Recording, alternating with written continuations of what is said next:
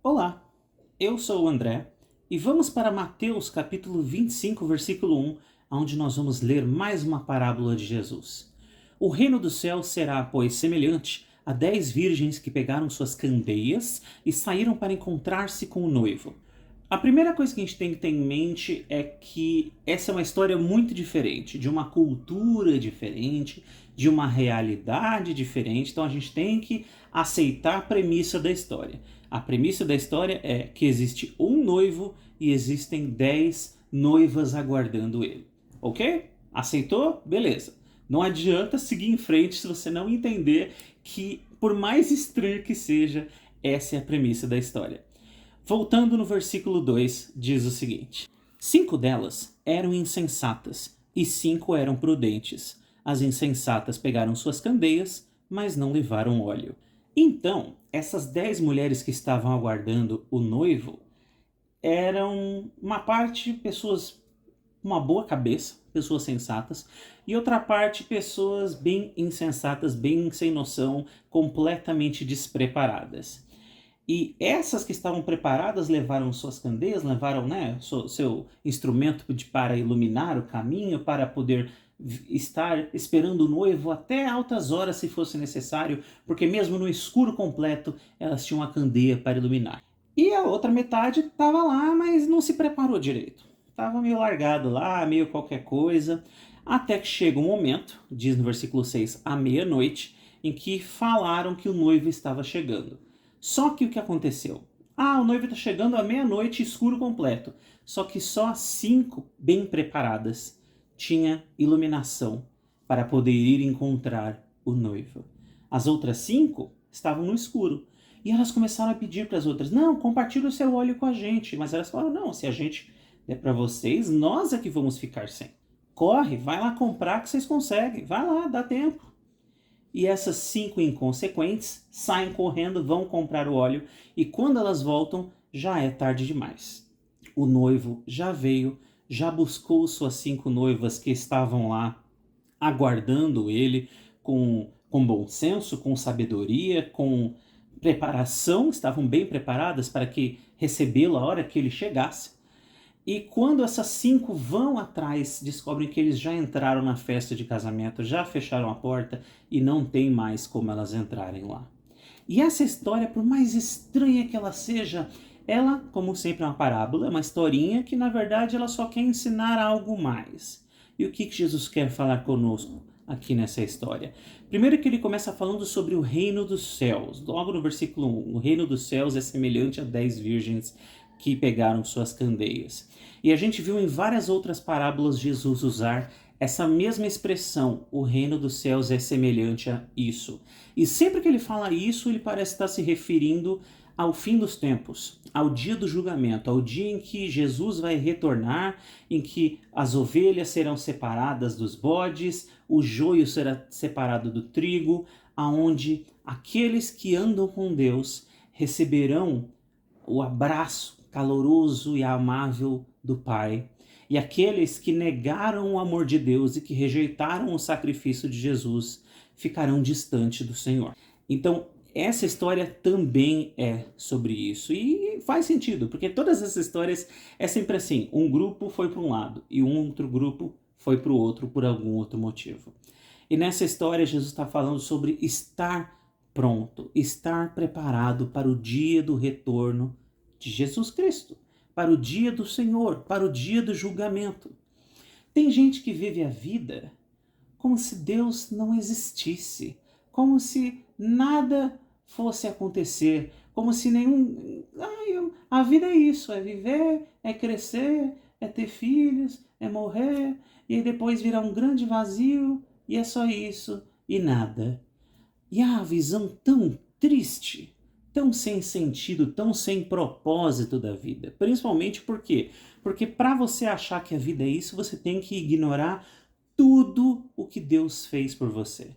Tudo o que Deus fez, toda a criação de Deus, tudo que Deus faz para cuidar de nós, o sacrifício de Jesus Cristo, tudo que Deus fez, você vai ignorar tudo isso para viver uma vida miserável e triste. E tem gente fazendo isso.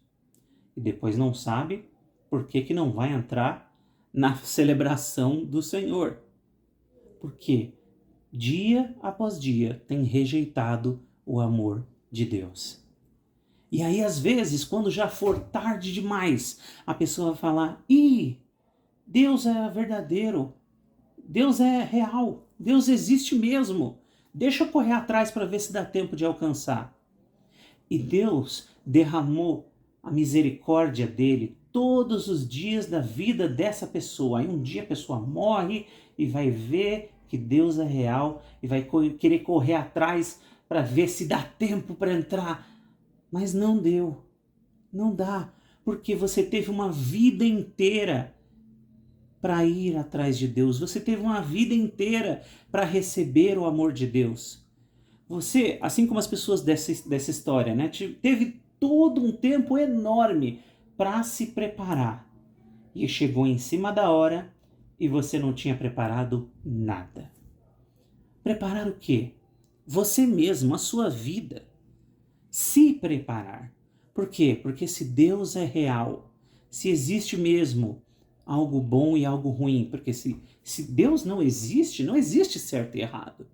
Mas se Deus existe, e Ele existe, existem coisas que são certas, existem coisas que são malignas, existem coisas que fazem bem e existem coisas que fazem mal. O fato de que Deus existe leva a gente a entender que existem coisas que realmente nos aproximam dele e tem coisas que nos afastam de Deus. Tem gente que acha às vezes que Deus proíbe a gente de fazer as coisas. Eu não quero ser crente porque o crente não pode fazer isso, não pode fazer isso, não pode fazer isso. Não é questão de dizer que você pode ou não pode fazer. É uma questão de Deus que está tentando te proteger. Fala, olha, fica longe disso aqui porque isso só faz mal. Tá vendo essa garrafa de vidro com um rótulo escrito veneno?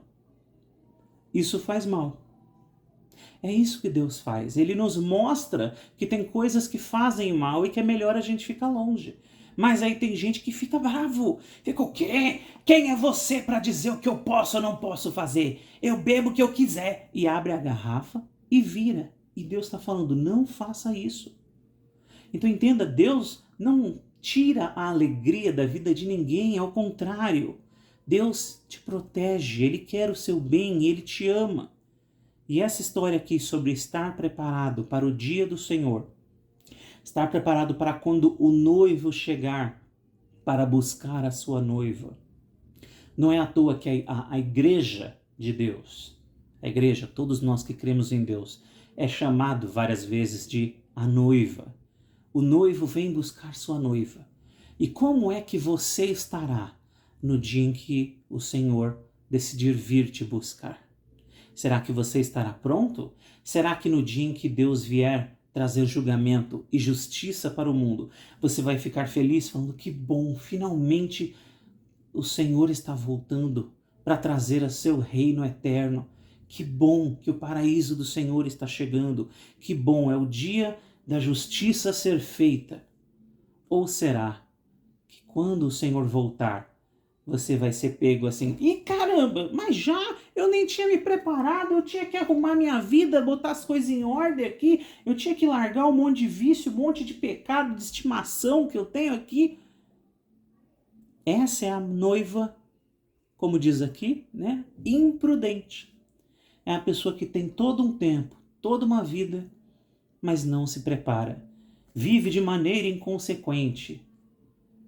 Mas aí, um dia, vai chegar o momento em que o Senhor vai vir colocar os pingos nos is, fechar a conta e trazer justiça.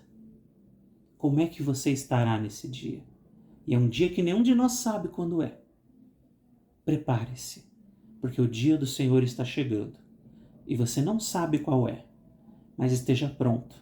Porque mesmo se o dia do Senhor for amanhã, mesmo se o Senhor voltar esta noite, você vai poder ficar tranquilo sabendo que você anda com Deus e que Ele está com você.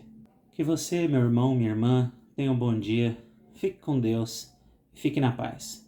E lembre-se, busque o Senhor, ande com o Senhor.